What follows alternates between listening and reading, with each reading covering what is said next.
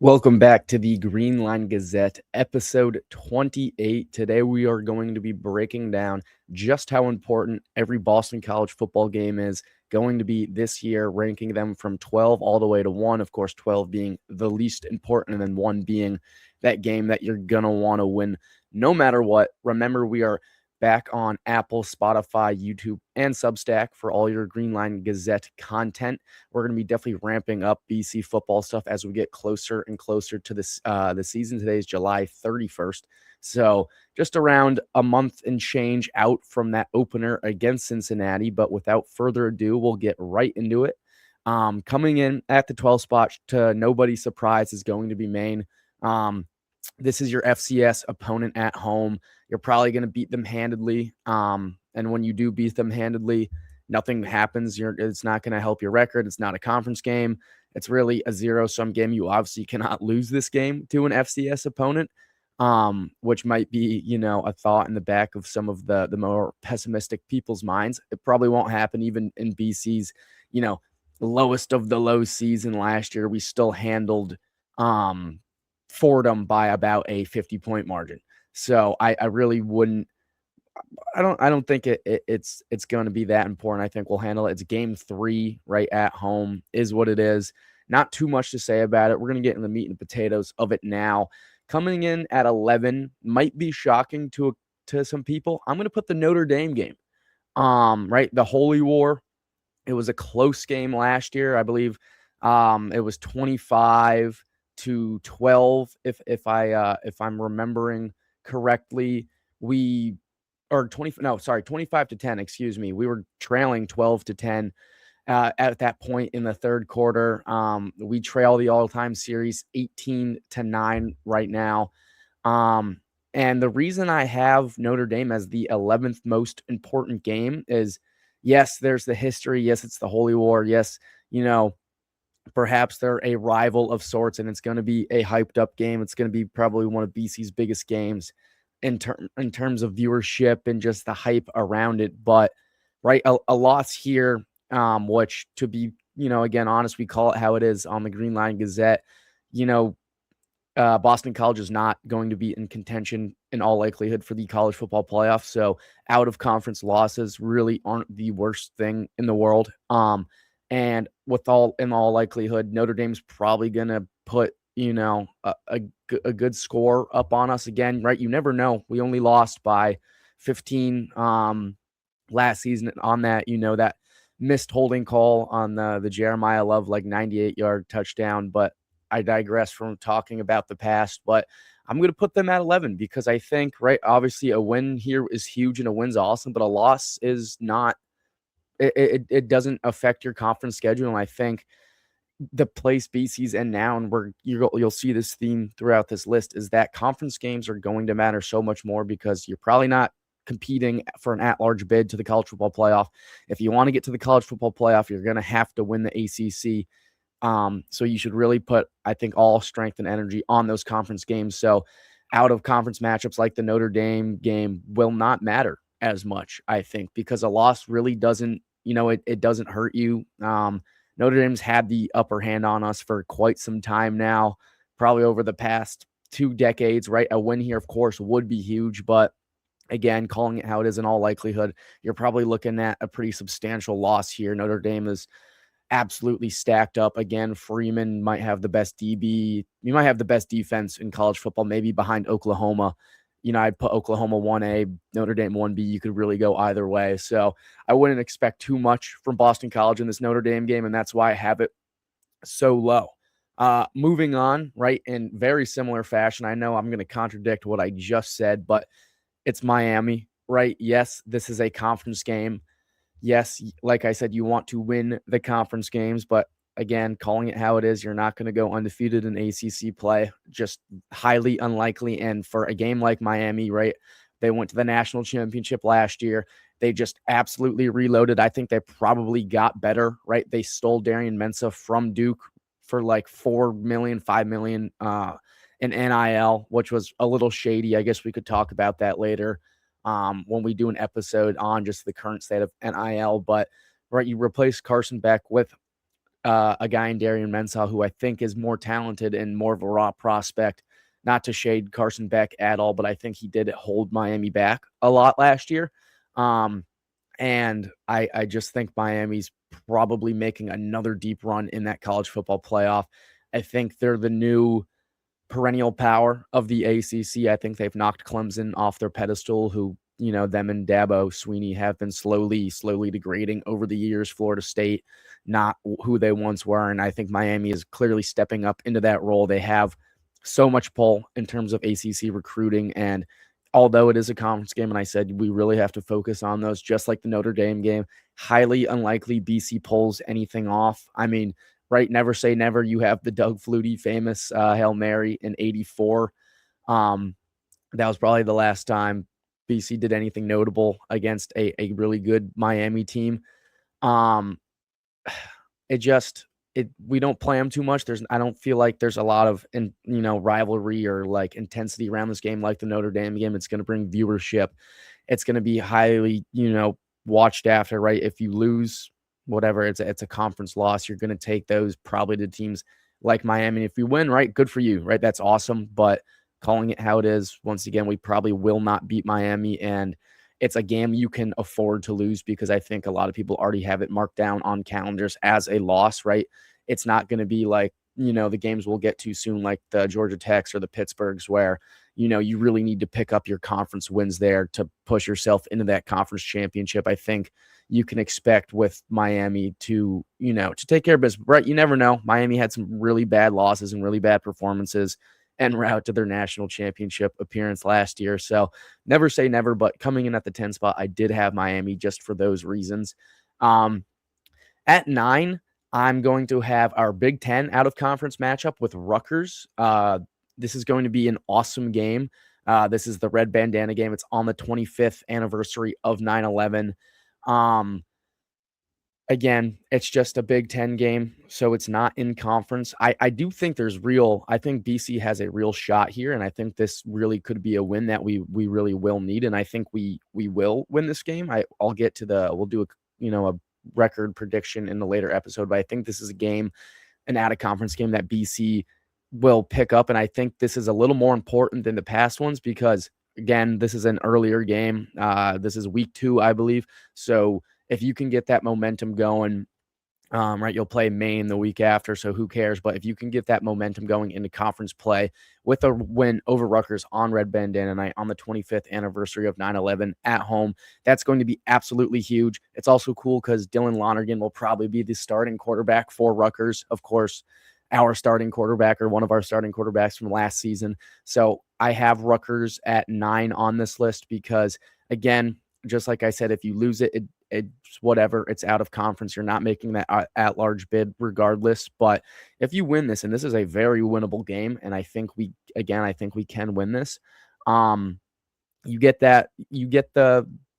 It's huge for momentum. That crowd on an alumni on 9/11 is going to be absolutely insane. Red Bandana game is always a blast, especially for us students. So I think there's a lot to be said about momentum there. But again, if you lose it, there's more important games that you'd rather not lose than this one. So for that reason, I'm going to have Rutgers in this spot just because, again, out of conference Big Ten. But I think it's a little more important, like I said, because if we can get this going into conference play, we're going to be in a really, really good spot. At 8, I have our opener, Cincinnati, on Fox on national television in Cincinnati. Cincinnati, has established themselves as a good Big 12 power over the past decade or so, I would say. Again, don't have to say it too much. It's out of conference, so I don't need to repeat that. However, I have this higher than Rutgers, Miami, Notre Dame, and Maine because it's our opener. If we can hit the ground running with a huge win over what I would say I think is going to be a pretty good Cincinnati team this year and a team that you're definitely not favored against, if you can open on the road against another Power 4 team and take them down in their home house and then come back and you win that winnable Rutgers game and then you take care of business against Maine and you get right into conference play, undefeated at 4-0, it would be absolutely huge to start the season with a win against a team that is going to be probably heavily favored if I had to take a guess. So for that reason, I'm going to have them in the spot they are, because if we can open, and just set the tone and make people forget about all the nonsense that happened last year, go into that red bandana game, it's going to put us in a really, really good spot. The last time we played Cincinnati was in 2020. They beat us 38-6. Series is tied 4-4 as it stands right now. Um, if we want to look into, we'll get into the scheduling aspect, right? A lot of these games I have in certain places because of where they are on the schedule and how winnable they will be compared to the other team's schedule, right? This one's just the first game, right? You got to have it. You want to start on that right foot. You can also say that, right? I guess if we're going to go back to the Miami game, it's the same thing. They're going to be coming off a tough stretch. They have an early season Clemson game. Again, I think Clemson's kind of fallen off, but then you got to go through UNC, Notre Dame, Duke, and Virginia Tech, all teams who, aren't obviously going to be doubted super highly, but can definitely do some real damage. And then, right. So, that's how we're going to be factoring that in. I apologize because I forgot to explain that earlier in the episode. Going on next, we have Duke opening our ACC play. I have Duke here at the lowest spot, just because of the fact that their quarterback situation is so odd, right? They got Darian Mensah snatched from them by Miami, and what might have been a little bit of foul play. Who really knows? It was an odd situation. He said he was essentially 100% committed to staying at Duke. And then shortly thereafter, he left for Miami for about $4 to $5 million, whatever that official number was. But this is a very, very winnable ACC game for BC. This is one of those ones that I was talking about where if you want to be, a serious team, you got to take care of the games like this, right? You're not an underdog. You're not heavily favored. You got to take care of these 50-50 matchups where it could go either way. And right, that's what makes good teams great. And if you're BC and you want to bounce back, you got to take care of, your equals, I guess, to say for lack of a better term, like the Dukes in this world. And I think if we can do that, that'll be really good. We lead the series here 5-4 against Duke. We last met, I think, in 2022, where they beat us 38-31 here in Chestnut Hill. Looking at their schedule leading up to us, they have a tough road, and that's why I think I have this game a little higher, right? They have to go through a good team in Tulane, right? They're going to have to go through a Big Ten power in Illinois, who is coming off, right, maybe a little underwhelming of a season last year, but they definitely have reloaded. You're coming off the ACC championship finalist UVA. You're going into a UNC game, which, when I was writing my notes for this was before all the nonsense went down with UGA, or sorry, not UGA, UNC and their GM and all that scandal stuff and whatnot. And then you got to go to Georgia Tech, who, of course, is not going to be the Georgia Tech of last year without Haynes King, but still a very physical and a very proven team. So I think Duke's going to be pretty beat up going into this game. And I think it favors us heavily to just ride on that wave of them getting beat up on. And I think that's why this is such a winnable game, in my opinion. Similarly, next up, I have SMU, right, led by Kevin Jennings last year, 26 touchdowns, 13 interceptions, all ACC. This is a good ACC team, right? Since joining, they've made their college football playoff. Going to Dallas is going to be a tough road trip. It's a loud stadium. There's not really any rivalry here, but again, it's just one of those conference games where it's going to be one you want to have. I don't think SMU is going to be as good as they were in the past, right? They beat us last year, of course, 45-13 at home. That was incredibly embarrassing. They lead the series 3-1 all time. But before they play us, they go play at Florida State and they go play at Louisville. I think Louisville is my pick for, I think, kind of the sleeper ACC team of the year. They're going to have a huge bounce back year. I think that's going to be Miami's biggest competition.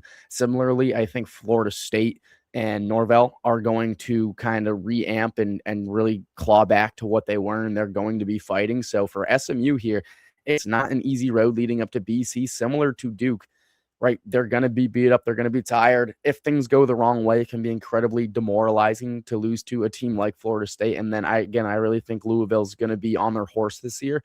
So if BC can catch SMU kind of in a slump or in that dip, it's going to be the win that you need to pick up. You have one of the tougher ACC conference schedules this year. So if you can take care of business in Dallas at SMU, that would be huge. Talking about Florida State, that's next up on this list.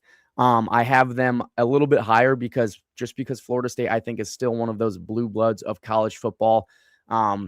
They still carry a lot of, I think, respect. And I think if you pick up a win here, you're showing people that, you're next up, right? If you're BC, you gotta figure out something to be next up. And I think if you're Florida State, you really don't want to lose to BC. You have a horrible taste in your mouth from the last time they played when Florida State was ranked 10, and BC came in and beat them, knocked them off. And then that was, I think, Florida's, horrible season, whatever that was, a 2-win, 3-win, 4-win season. But right when BC last beat them, that was kind of like their downfall because, of course, they came off the year before being left out of the college football playoff at 13-0, which was absolutely ridiculous, in my opinion. They had a lot to prove, ended up losing to Georgia Tech in week 1 that next year. Of course, they, host us that next week when they're ranked 10th. They, of course, just want to beat the sand out of us, and we go in there and we handily take care of business. So if you're Florida State, that's where your downfall really started. That's where it's kind of all gone off the rails in recent years. So you probably, and you should, if you're a Florida State fan, hate BC, and you should hate Georgia Tech because they derailed your season after that absolute robbery in the college football playoff the year before where they did not make it. And for that reason, I'm going to have them there just because I think there's going to be some of that rivalry, some of that hatred that you will end up seeing. Of course, Florida State even took BC's quarterback in Castellanos last year, who now is like a slot receiver for, I think, the Titans practice squad. I'm not too sure what he's up to these days. But for that reason, I have Florida State as the third most important ACC game, or I guess from the bottom, excuse me.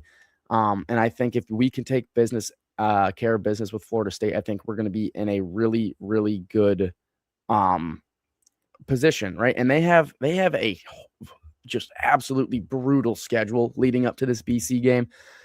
And in this order, they have to play SMU, who I said is going to be very good.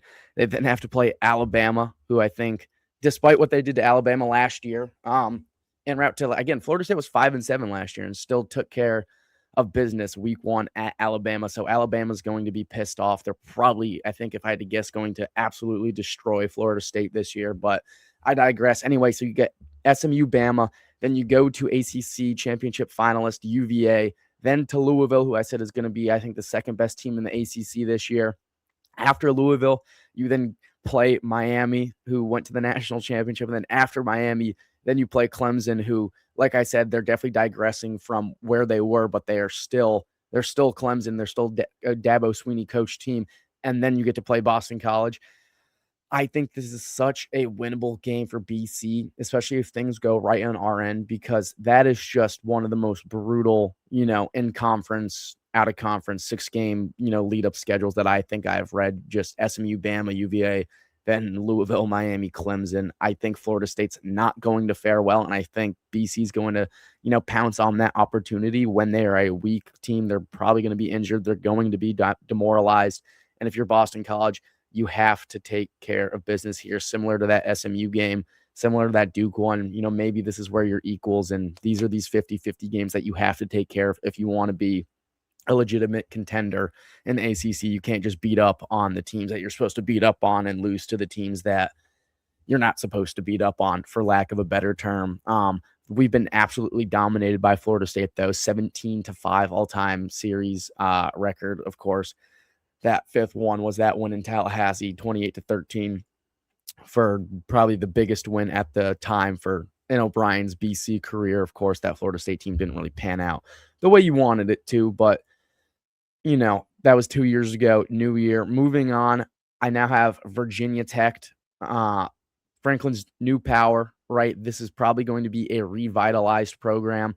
Expectations are going to be high. They've been recruiting. They again stole Peter Bork, the Tabor quarterback, 4-star, um, right out of Massachusetts. That again, my criticism there is that BC needs to just really start dominating the Northeast in terms of recruiting, and you can't be letting these high star players walk away, right? Even like Pop Watson from Springfield Central ended up going to Virginia Tech a couple of years ago, even though he's now at UMass, which will be interesting to see how they fare. But I'm not going to throw stones in the glass house here talking about UMass because I'm not going to pretend like BC did any better than them last year. But I have Virginia Tech just because I think if you can take them down here with that Franklin team, you're going to just command a lot of respect. Um, Lane Stadium, that place is absolutely nuts. This has been, I think, a pretty competitive rivalry since BC joined the ACC in 05. We've played a lot of close games with them, a lot of memorable matchups. Virginia Tech's probably one of the ACC's biggest brands, if I had to guess, right? So if you can take them down in their home stadium after Enter Sandman, that's going to do huge things for your reputation and what other teams are going to start thinking of you, especially if you can take care of James Franklin, because I think he's going to be, he has something to prove from his Penn State days where I don't think they really ended the way that, on his terms that he wanted to. So he's going to have something to prove here at Vodtech. And if you're Boston College and if you can take down Vodtech at Lane Stadium, you are going to command a lot of respect from other teams in the ACC and just around the country in general, right? So Virginia Tech leads this series 22-11. We last met in 2024, where they beat us like 42-21 in Blacksburg. So not great recently. Their only formidable game before us is Maryland. So I think Maryland's going to be a pretty good team in the Big Ten, but we don't have that competitive edge that we do have on, a team like Florida State, who goes through that brutal, 6-7 game conference and out of conference schedule. So if you can, beat this Virginia Tech team who really won't be super tested outside of that Maryland game leading up to this game, you are going to command so much respect. And that's why I have this up there in our list, right? This is number 4 out of 12 for Boston College. I think this is their 4th most important game, because if you can show the country and if you can show the conference that you're not just out here, you're not here just to beat up on, teams who are injured or teams who are kind of demoralized or something. If you can take care of Virginia Tech here, I think you're going to be in a very good position. Next on the list, our 3rd most important game, I'm going to say it's Georgia Tech, although they don't have Haynes King anymore. I think this is a unique, it's going to be unique in the sense that, so we're going to Atlanta, right? Which is going to be a difficult place to play. They are not going to be as good as they were last year. I think to nobody's surprise, they lead the series 8-5. We almost beat them last year. We lost 36-34. That Lonergan last second Hail Mary that was our last real chance. And that was, of course, they were ranked 17th in the country at the time. So we can show that we match up well against their play style. Going to Bobby Dodd is going to be tough, though. And the reason I have them so high is because, similar to the Virginia Tech game, I think reputation plays a huge role here. This is a Georgia Tech team who's going to be rebuilding. However, because of where they were at last season, their name and their brand carries a lot of weight, right? They're not just the Georgia Tech of the past who, get stomped on and roll over when times get tough. They now have showed, their players, their coaches, and their fans that they can be a serious contender coming out of the ACC and on the national scale. I think they were as high as 8 in the country last year. So again, they're not going to be that team that was 8th in the country last year. But if you're Boston College and you can show, you can show the ACC, you can show the nation that you can take on these bigger brands that, maybe it's a little closer than it was last year, but you're not going to lose these 50-50 games. I think going to Bobby Dodd in a very hostile environment, I believe that's going to be in like late October. So October the 24th, I believe, going down to Atlanta. That would be a huge midseason stride if we can really hit the hammer there on the nail.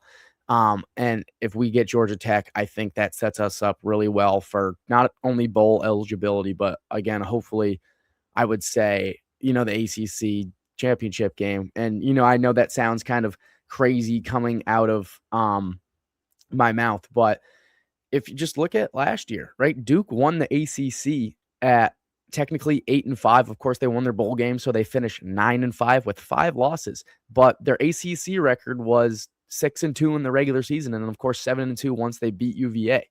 Um, so that's why I'm so focused here on these ACC matchups because we have a weaker ACC schedule, I think, in my opinion, outside of probably I would say Miami, and maybe SMU. And then we'll see maybe Virginia Tech, of course. But that Duke team was 6-2 in the ACC and then 8-5 overall. So they just, absolutely blew it out of conference. But who cares? Because, again, you're not, if you're Duke last year, if you're Boston College, you're not fighting for an at-large bid. You're not one of these SEC or Big 10 or Big 12 or whatever, like powerhouses who can be a 2-loss, 3-loss team and still sneak into that college football playoff, right? Our only way in really is going to be through winning that conference championship. And right, you got to follow the Duke blueprint. Go 6-2 in the conference. We'll let other people slip up. Who really cares about out of conference at this point? If you can win the ACC and take care of in-conference stuff, it's gonna serve us so much better than trying to just be, perfect, because of course we won't be.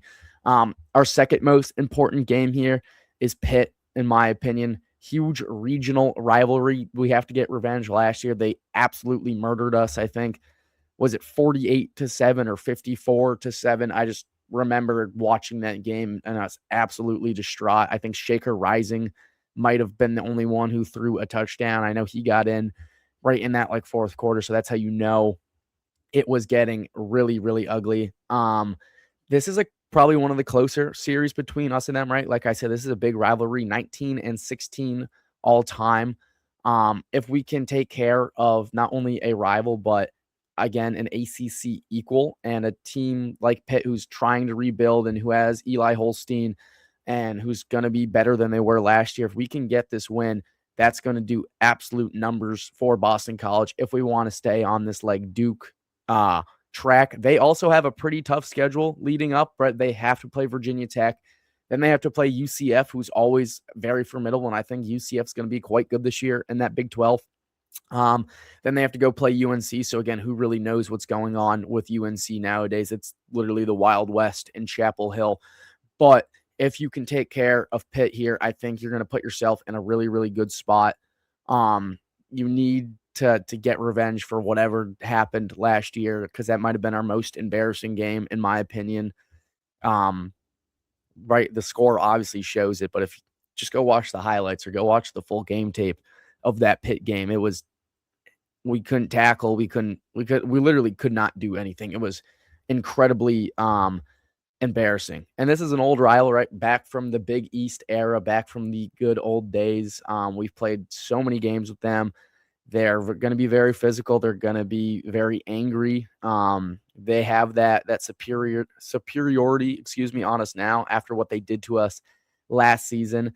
Right, like I said, a win over Pitt's not going to be a win over Miami.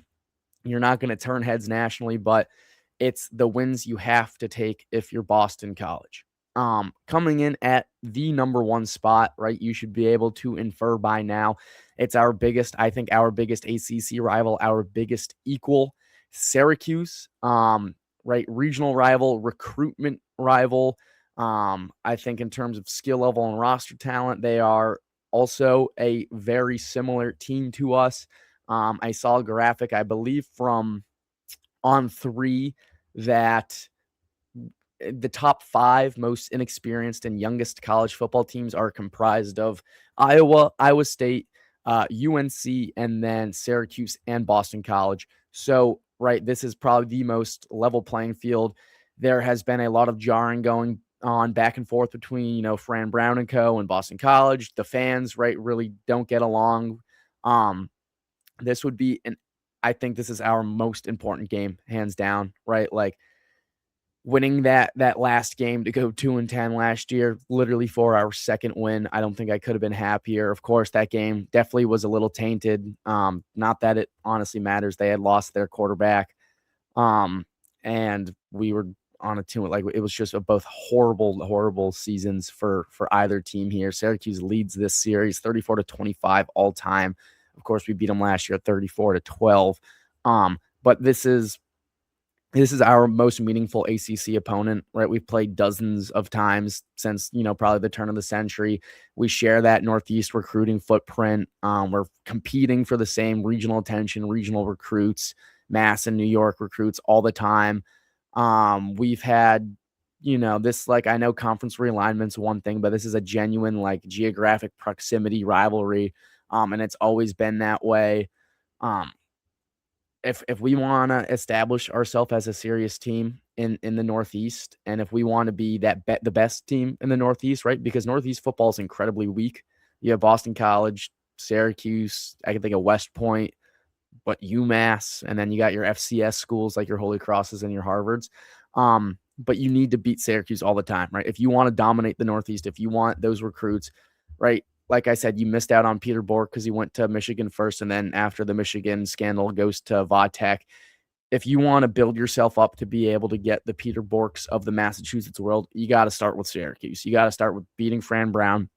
And, you know, we have done that in the past, right? If you want to look at recruits that we have taken from Fran Brown, especially Bill O'Brien, we've been going head to head with them. I think off the top of my head, I can think of probably 3 guys who were either committed and flipped to BC or who were really expect to go to Syracuse and ended up at BC. You have Xavier Balla, the St. Anthony's running back.